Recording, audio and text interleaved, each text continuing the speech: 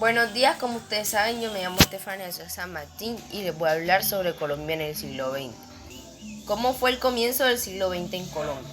En el siglo XX, la exportación de productos como el café y el petróleo aumentaron y esto dio que la economía nacional creciera rápidamente. Algunos habitantes de los campos decidieron emigrar en grandes ciudades para buscar una mejor calidad de vida, que fue la hegemonía conservadora. Esto dio inicio en 1886 y finalizó en 1930. Durante los integrantes del Partido Conservador gobernaron las instituciones políticas. Uno de los hechos trascendentes que sucedieron en esta época fue la Guerra de los 1000 días y la división de Panamá. La Guerra de los 1000 días. Esto fue una guerra civil donde se enfrentaron los liberales y los conservadores en 1899 hasta 1902. Sus antecedentes fueron la división de los liberales y conservadores, la crisis económica y los problemas sociales.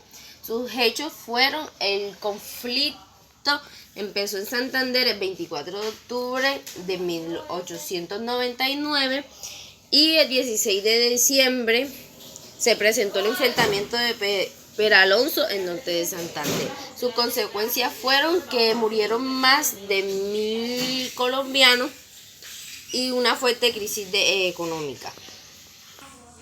Uno de los presidentes de la hegemonía conservadora fue José Manuel Sambliente, José Manuel Borranquín y Rafael Reyes,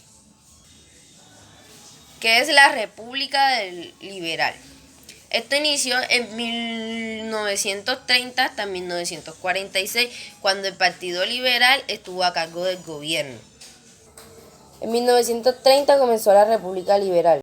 En 1932, guerra con el Perú. 1936, la reforma constitucional. 1939-1945, la Segunda Guerra Mundial. Y en 1946 finalizó la República Liberal.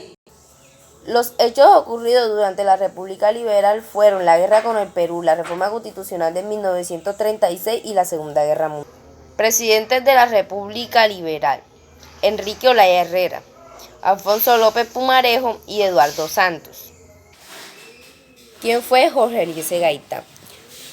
Fue un prestigioso político y abogado liberal adquirido por las denuncias que hizo el Congreso por la masacre de las bananeras. ¿Cómo fue el regreso de los conservadores al poder? En las elecciones de 1946, el Partido Liberal se dividió en dos candidaturas, que fue la de Jorge Eliezer Gaitán y la de Gabriel Turbay. El Partido Conservador aprovechó también para lanzar a sus dos candidatos, que fueron Mariano Ospina Pérez y Laurielo Gómez. El Bogotazo es el nombre con el que se conoce que el 9 de abril de 1948 fue la fecha donde fue asesinado el liberal Jorge Eliezer Gaitán. ¿Qué fue la violencia?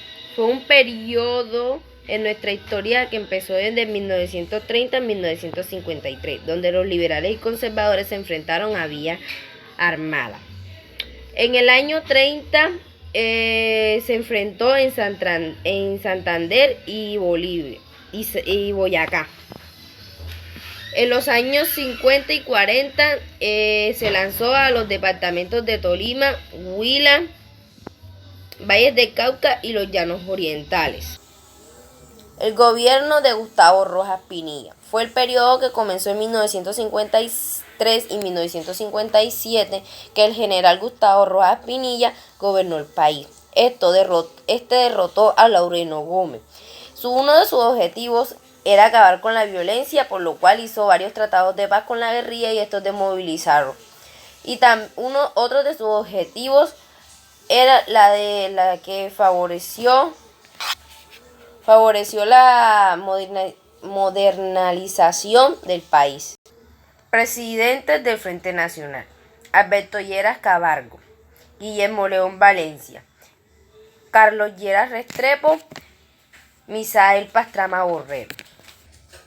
Colombia al final del siglo XX. Los últimos 25 años del siglo XX estuvieron caracterizados por grandes cambios políticos, económicos y sociales. Esto llevó a graves incrementos con los principales temas de la pobreza y la violencia. Gracias por su atención.